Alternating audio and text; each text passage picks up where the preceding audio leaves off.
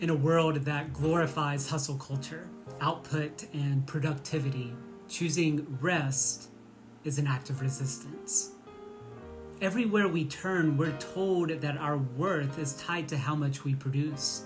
Our salaries, our to-do lists, our side hustles, and if we're not grinding, we're falling behind. But Scripture tells us something different. In Matthew 11:28, Jesus says, "Come to me, all you who are weary and burdened, and I will give you rest."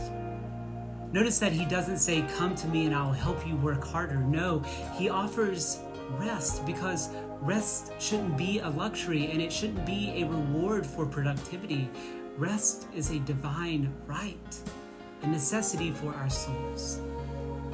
But let's be real, rest isn't always easy. For many of us, resting comes with guilt. There's always another email to answer, another task to complete, another person who needs something from us. And for those struggling to make ends meet, rest can feel impossible in an economy that prioritizes profit over people. That's exactly why rest is resistance. Think back to the Israelites in Egypt. Their entire worth in Pharaoh's eyes was based on their labor. The more they worked, the more they were expected to produce. Sound familiar?